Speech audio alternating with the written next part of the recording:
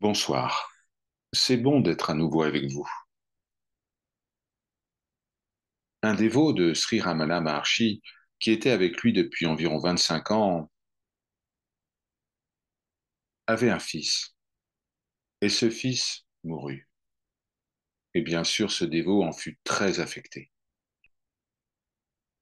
Il demanda donc une audience avec Sri Ramana. D'habitude, le sage d'Arunachala se reposait entre midi et 2 heures de l'après-midi, mais dans ce cas précis, il avait accepté de rencontrer ce fidèle. Lorsque celui-ci entra dans la grande salle, Ramana était allongé sur son canapé, les yeux clos. Le fidèle commença à pleurer et à lui raconter tous ses problèmes, à lui dire combien il aimait son fils. Et puis il a demandé ceci. Sri Ramana, qu'est-ce que Dieu? Bhagawan n'a pas répondu. Il resta immobile pendant une quinzaine de minutes. Puis il ouvrit les yeux et dit très doucement, ce qui est Dieu. C'est de cela dont nous allons parler ce soir. Ce qui est, c'est Dieu. C'est comme quand quelqu'un pose la question, est-ce que le monde est réel? Le monde en lui-même est une illusion, mais Dieu, en tant que monde, est réel. Au fur et à mesure que nous progressons, nous découvrons qu'il n'y a jamais eu de Dieu séparé de nous, donc qu'il n'y a jamais eu de monde séparé de nous. Mais, dans le contexte relatif, dès que Dieu est perçu comme existant, alors le monde semble exister. Tout, du plus petit microbe à la galaxie la plus complète, est Dieu dans son expression. Tout est Dieu. Chaque feuille, chaque morceau d'argile, chaque étoile, chaque planète n'a aucune autre base pour son existence que le Seigneur. Parce que Dieu est, tout le reste apparaît. C'est ce que Sri Ramana voulait dire lorsqu'il dit ce qui est, c'est Dieu. Il essayait d'expliquer ceci aux fidèles. Votre fils mourant, c'est Dieu. Votre fils vivant, c'est Dieu. Il n'y a pas de réelle différence. C'est seulement le mental qui juge, qui classe, qui analyse. Nous ne différencions que dans l'esprit. Si notre esprit était en paix, oui, totalement en paix, il n'y aurait aucune différence entre la vie et la mort. Une différence est faite parce qu'il y a analyse, jugement, classement. C'est un concept mental selon lequel quelqu'un meurt et c'est mauvais, et si quelqu'un vit, c'est bien. Une telle différenciation n'est pas réelle. Il n'y a que le Seigneur et tout ce qui existe. Tout est le Seigneur. Il ne peut y avoir rien en dehors de Dieu. Mais ensuite, vous entendez que Dieu n'existe pas, sauf dans votre esprit. C'est ce qui est dit ici. Est-ce que vous suivez? Tant que vous pensez, eh bien, il y aura existence. Il y aura une personne, un lieu, une chose. Mais lorsque la pensée cesse, il n'y a plus de place pour l'existence, car il ne peut y avoir en même temps le silence et l'existence. Tout ce qui semble être s'oppose au silence, et le silence est conscience, réalité absolue, Sat, Chit, Ananda. Le soi est en tant que lui-même, mais lorsque le mental commence à l'analyser, à le modifier, à essayer de distinguer, Alors, il est dit, eh bien, Dieu existe. Dieu est la première modification apparente de la conscience. Et il est dit alors que c'est le travail de Dieu de créer le monde, puis de le dissoudre, puis de le recréer. Mais qui a confié ce travail à Dieu? Est-ce que c'est toi, Henri? Non, Henri n'a rien fait. À qui alors? Pourquoi le Seigneur voudrait-il créer des mondes, des univers, puis ensuite les dissoudre et, après un certain temps, les ramener à l'existence? Pourtant, c'est ce que nous lisons dans de nombreux textes sacrés. Cette information est destinée à l'ignorant, à l'agyani. Vous devez expliquer à cet ignorant comment le monde est apparu. Sinon, il ne sera pas satisfait. Vous entrez là dans toutes les modifications, dans toutes les superpositions, les upadis, les ajouts. La réalité est qu'il n'y a que le soi et que le soi est conscience. Pragyanam Brahman. La conscience semble se modifier et là Dieu apparaît. Et puis Dieu semble se modifier et là le monde apparaît. Mais Sri Ramana savait bien que s'il expliquait cela au fidèle, celui-ci ne comprendrait pas. S'il dit au fidèle, eh bien, seul le soi est, et votre fils n'est pas mort parce qu'il n'est jamais né, eh bien, ce serait trop difficile à comprendre à ce moment-là. Par conséquent, il a dit, Dieu est ce qui est, et Dieu. Cela a permis au fidèle de se sentir mieux, car il a réalisé que son fils était entre les mains du Seigneur et que tout était parfait. Mais pourtant, si nous avons un esprit curieux, nous nous demandons, mais d'où vient Dieu? Et pourquoi Dieu apparaît-il comme toutes ces choses qui sont perçues? Quel est son but? La plupart d'entre nous savent qu'il n'y a pas de but et qu'aucune chose n'existe telle qu'elle apparaît. Notre véritable nature est pure conscience et cette pure conscience est universelle. Il n'y a de place pour rien d'autre.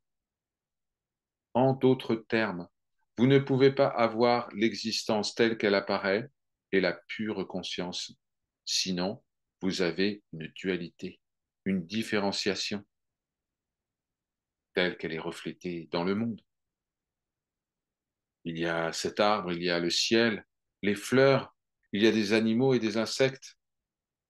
Si la conscience pure, le soi et tout ce qui est, comment peut-il y avoir autre chose?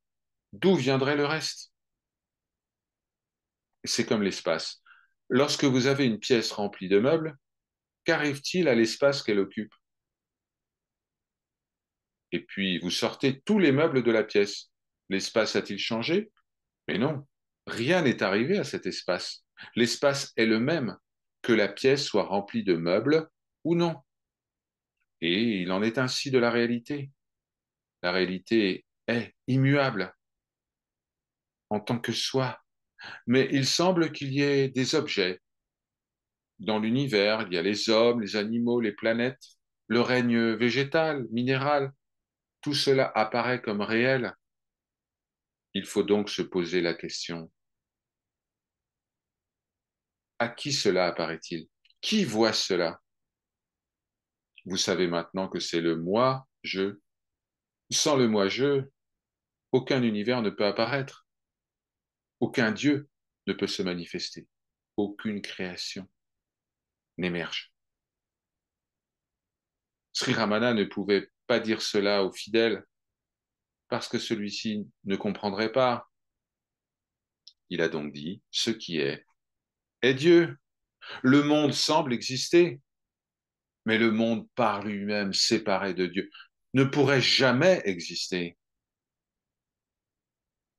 Une étape importante consiste donc à dire que Dieu est en tant que monde.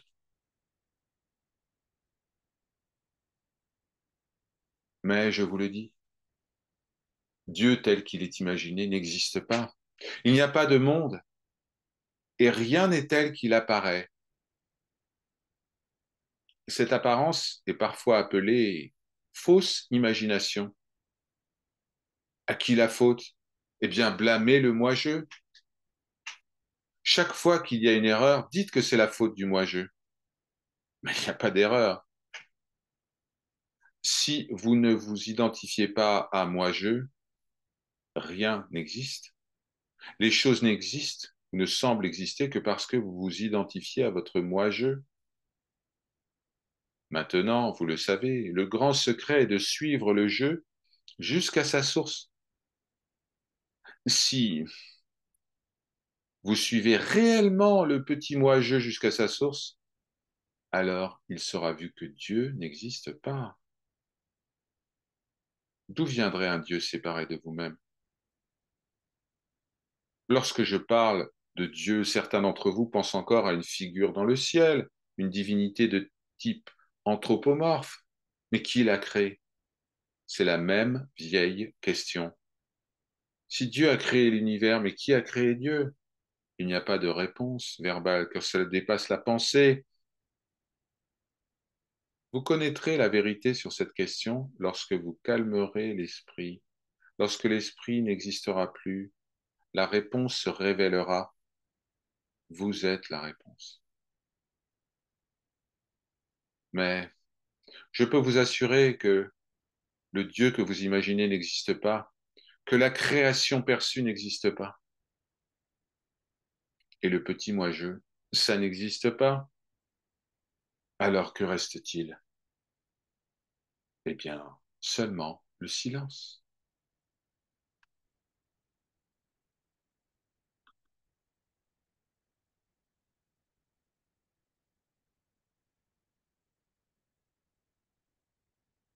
Je me rends compte que beaucoup d'entre vous sont des bhaktas.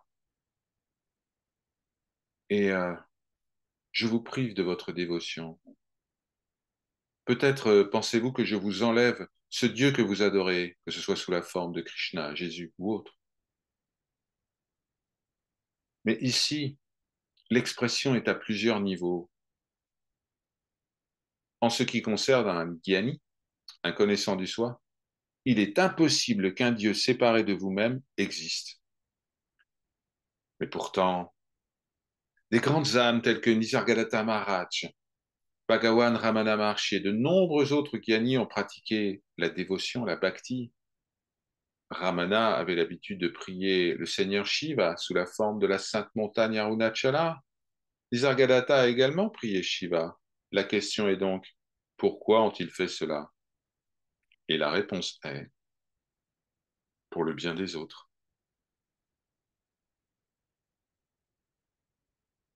Arrivé au stade où Dieu n'existe plus pour vous est un moment transcendantal très élevé, un état ultime. Je ne m'attends pas à ce que vous, les bhaktas, les dévots, abandonniez votre adoration. Comme vous le savez, chaque dimanche, nous réalisons une cérémonie védique et nous chantons. Et à qui dédions-nous nos hymnes, nos kirtans? À Hari, à Rama, à Krishna. Je dois encore une fois vous dire que tant que vous croyez que vous êtes l'acteur, que vous êtes le corps et que l'esprit ne vous trompe pas en pensant que vous ne l'êtes pas, car si vous ne l'étiez pas, vous ne réagiriez pas de la même manière que vous réagissez aux situations. Donc, tant que vous croyez que les choses sont réelles, vous devez alors prier Dieu, car Dieu est réel pour vous. Vous pouvez appeler la loi du karma Dieu, la vie, la nature, et en réalité le karma n'existe pas. Pourtant, combien d'entre nous vivent une telle réalité karmique? La meilleure chose à faire est de pratiquer la jnana, la connaissance de soi, tout en continuant à prier, à assister à des cérémonies védiques et à répéter le nom du Seigneur. N'abandonnez pas. Si vous faites du nama japa, de la répétition des noms du Seigneur, mais quel que soit le nom que vous prononcez, continuez. Mais en même temps, pratiquez l'introspection. Et à mesure que vous pratiquez cela, vous remarquerez que quelque chose de très intéressant vous arrive. Vous remarquerez que petit à petit, vous commencez à abandonner votre adoration, lentement mais sûrement, jusqu'au jour où vous devenez l'objet de votre adoration. Le sujet et l'objet sont un. Si vous avez adoré le Seigneur Krishna, vous comprendrez que vous êtes cela. Vous êtes Krishna. Et si vous essayez d'agir comme un gyani avant l'heure, vous aurez beaucoup de problèmes, car vous allez développer une attitude du type je m'en fous et je n'aime pas les religions. Et ce n'est pas du tout de cela dont nous parlons. Je vais essayer de vous donner une idée de la façon dont agit un gyani, un connaissant du soi. Il était une fois un connaissant du soi qui vivait seul dans une petite cabane sur la montagne. Il était radieux de bonheur. Il revenait de sa promenade et il vit des voleurs entrer par effraction dans sa maison. Il s'est glissé près de la fenêtre pour voir ce qu'ils allaient prendre, et bien sûr, il ne possédait rien. Il y avait juste une petite couverture déchirée sur le sol. Alors les voleurs ont commencé à jurer, et l'un a dit à l'autre, ce type n'a rien, prenons simplement la couverture et partons. Alors ils ont pris la couverture. Le lendemain, il s'est rendu compte intuitivement que les deux voleurs avaient été arrêtés par la police. Il s'est précipité au commissariat pour voir ce qui allait se passer. Et quand le sergent l'a vu, il a dit « Entrez, Swami. Est-ce que ce sont les hommes qui vous ont volé ?» Et le Gyani a répondu « Oui. » Le policier lui a demandé « Qu'ont-ils pris ?» Le Swami a dit « Ils ont pris mon chapeau et ma chemise et mon pantalon et mes chaussures. » Alors les deux voleurs ont commencé à crier « Mais quel menteur! Il n'avait rien, il avait juste une couverture déchirée. » Le sergent a dit « Est-ce vrai ?» Alors le Gyani répond « Quand je mets la couverture sur ma tête, elle devient mon chapeau. Quand je la mets autour de mes épaules, elle devient ma chemise. Quand je l'attache autour de ma taille, elle devient mon pantalon. Et quand je marche dessus, elle devient mes chaussures. » Bien sûr, le sergent a ri et il a dit « Voulez-vous porter plainte ?»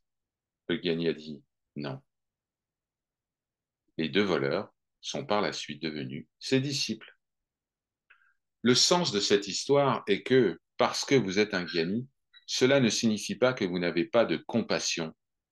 Un vrai gyani a plus d'amour et de compassion que n'importe qui d'autre, mais il n'est attaché à rien, tout en étant le premier à courir au secours de quelqu'un, à aider quelqu'un. Cela semble être une contradiction, mais ce n'est pas le cas, car pendant que le gyani porte un corps, le corps devient totalement sous la juridiction du gyani. Il devient un instrument pour le bien dans le monde. Par conséquent, vous ne pouvez jamais, absolument jamais juger un connaissant du soi, car vous n'avez aucune idée de ce qu'est un gyani. Vous pouvez voir un gyani prier Dieu tout aussi ardemment qu'un dévot, mais le gyani sait que Dieu, séparé de lui-même, n'existe pas. Alors, quand je vous dis qu'il n'y a pas de Dieu, qu'il n'y a pas d'univers, qu'il n'y a pas de monde, qu'il n'y a pas les autres, et qu'il n'y a que la réalité absolue, ne prenez pas cela trop au sérieux. Voyez d'où vous venez, soyez honnête avec vous-même, ne vous trompez pas. Quoi que vous fassiez, quoi que vous traversiez, si vous restez assis dans le silence et pratiquez l'introspection, les choses commenceront à bouger en vous. Les choses vont commencer à arriver. Vous constaterez que vos sentiments changent, que votre niveau de réaction change. Vous devenez beaucoup moins égoïste. Vous développez et cultivez la bienveillance. Vous comprenez intimement ce qu'est cet univers et vous êtes en paix. Hari Om Tat Sat. Ceci est parole de vérité.